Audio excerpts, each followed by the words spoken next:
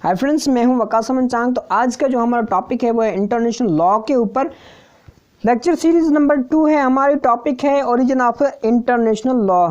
तो page number 4 पे आए। Origin of international law. इस ओरिजिन ऑफ इंटरनेशनल लॉ को बयान करने से पहले मैं बताऊं कि हम 16, 17, 18 और 19 सेंचुरी का जिक्र करेंगे।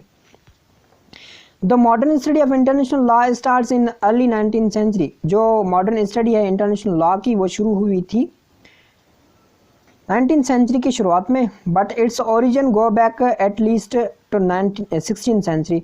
तो इसकी जो ओरिजिन हुई थी, हम पीछे जाकर देखें तो वो तकरीबन 16th सेंचुरी में हुई थी। And Alberico Gentili, Francisco de Victoria and Hugo Grotius, the fathers of international law. इन तीनों को फादर्स ऑफ इंटरनेशनल लॉ कहा जाता है क्योंकि इन्होंने जो इंटरनेशनल लॉ के ऊपर बहुत अच्छी तरीके से तहकीकात की है। International law has developed historically and philosophically over many centuries।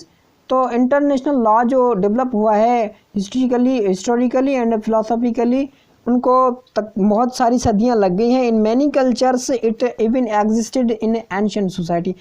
तो उसको हिस्टोरिकली और फिलोसॉफिकली तौर पे इंटरनेशनल लॉ को डेवलप होने में बहुत सारी सेंचुरीज लगी हैं। इन मैनी कल्चर्स, बहुत सारे कल्चर्स में। It even existed in ancient society. तो वो एंशिएंट सोसाइटी में भी एग्जिस्ट करता था। तो इसमें बोल रहा है कि इंटरनेशनल लॉ जो डेवलप हुआ वो हुआ हिस्टोरिकली और फिलोसॉफिकली, उनको बहुत सारी सदियां लग गई क्योंकि जो हर कंट्रीज़ होता है ना, जो भी कंट्रीज़ होता है उसके अपने कल्चर्स होते हैं। हर सोसाइटी का अपना कल्चर होता है। तो ये तो कंट्री है, तो हर कंट्रीज़ का अपना अपना कल्चर उठा के हमने इंटरनेशनल लॉ बनाया। तो हर कंट्रीज़ का कल्चर उठाने में भी टाइम लगता है, तो इसलिए इसको मैनी सेंचुरीज लग गई। तो पेज नंबर 5 पे आए। On this view point one can refers to naps. इस व्यू पॉइंट से तो हम एक नैप्स को रिफ़र करते हैं। उसने लिखी है short history of international law. उसने एक शॉर्ट हिस्ट्री लिखी इंटरनेशनल लॉ के ऊपर 2006 में, which traces the development of international law in many historical tradition. तो इसने मैनी हिस्टोरिकल ट्रेडिशन उठाई, मतलब कि इसने बहुत सारी जो तारीखी रस्म व रवायत हैं हर किसी कंट्रीज़ की, उसमें से कुछ कुछ हिस्से इसने उठाए और उसके ऊपर इसने short history of international law लिखी। NAPS forcibly insists that persons from even the most diverse historical culture sought to related to one another।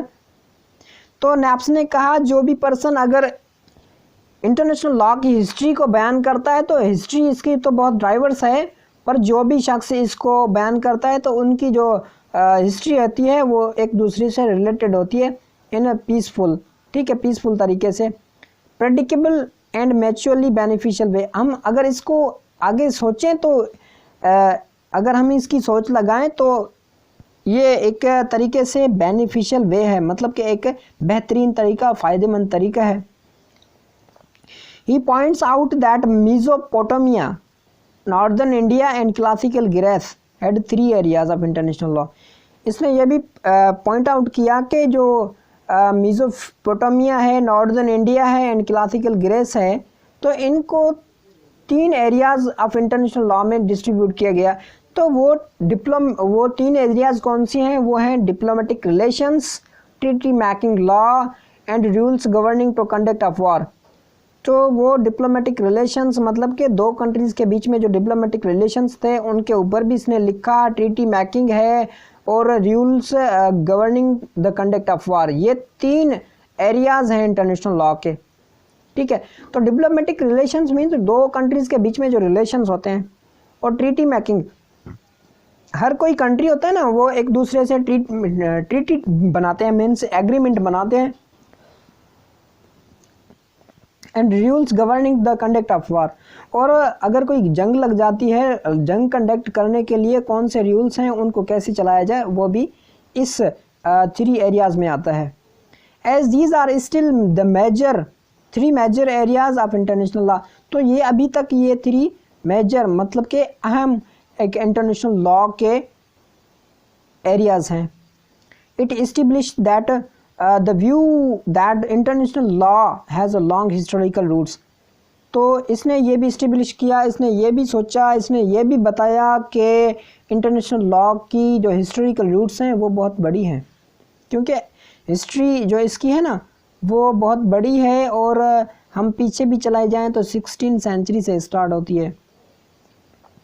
During the medieval period, जो मिडाइवल पीरियड कौन सा है, जो 70 और 80 जो ये होंगे मिडाइवल पीरियड, क्योंकि 16 से स्टार्ट होता है और 19 में से ख़त्म होता है। तो ये जो 17 और 18 है ये मिडाइवल एज है या मिडाइवल पीरियड है।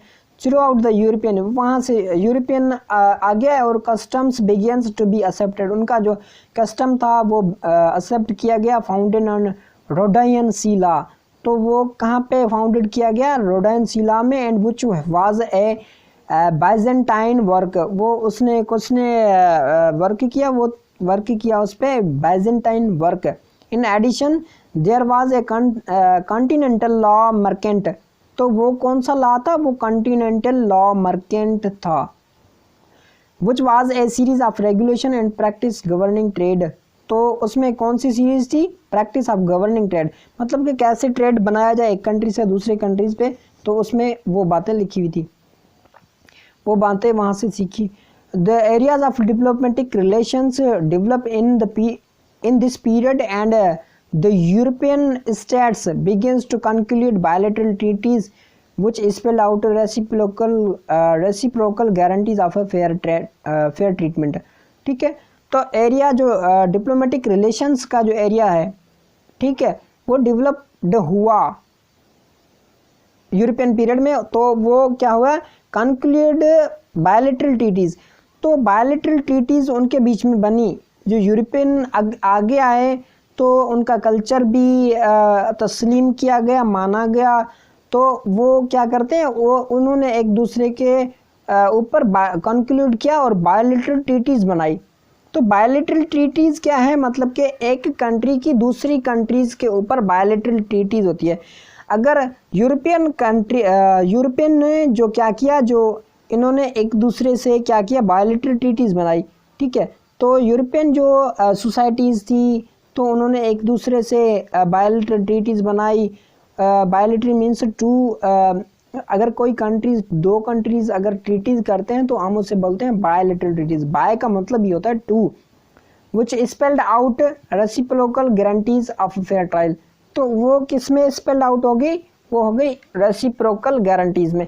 रेसिप्रोकल गारंटीज़ हम उससे कहते हैं कि अगर एक कंट्री हमें चीनी देता है तो हम उसे आटा दें, मतलब कि लेन देन जो करते हैं ना, तो उसे हम रेसिप्रोकल गारंटीज़ भी बोलते हैं। और रेसिप्रोकल प्रोमाइज हम पढ़ेंगे कॉन्ट्रैक्ट एक्ट में। तो रेसिप्रोकल प्रोमाइज आप जब पढ़ेंगे ना तो आपको सब कुछ पता चल जाएगा कि रेसिप्रोकल गारंटीज़ क्या है। तो पेज नंबर 7 पे आए। The 16th and 17th century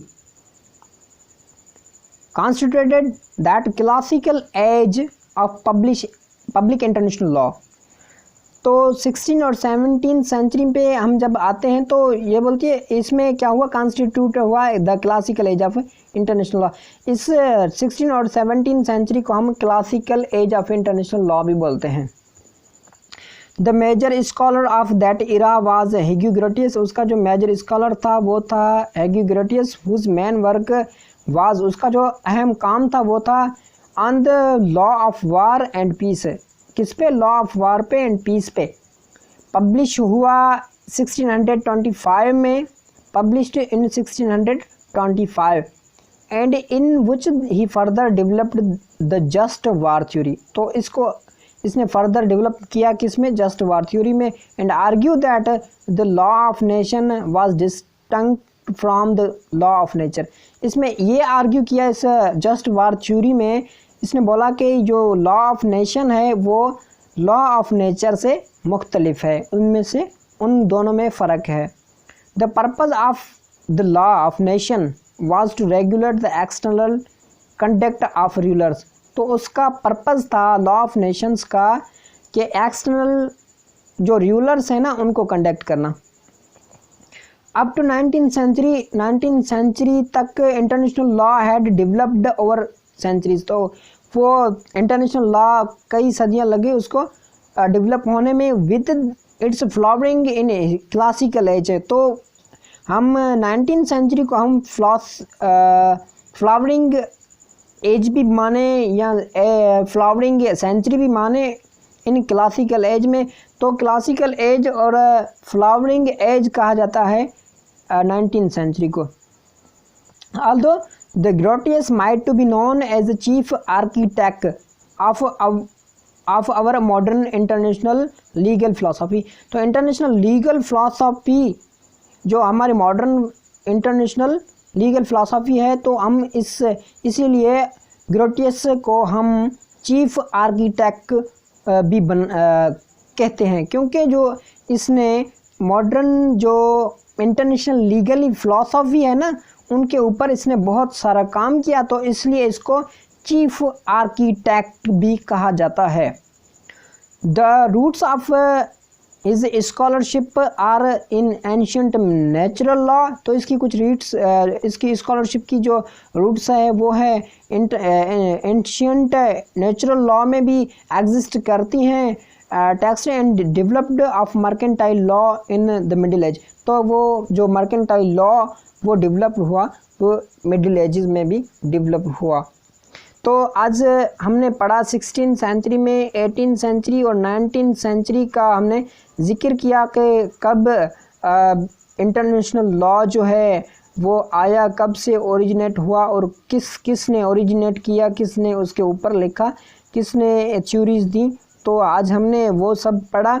तो आज का जो हमारा लेक्चर है वो आपको पसंद आया हो तो आप इसको लाइक करें, शेयर करें और सब्सक्राइब करना ना भूलें।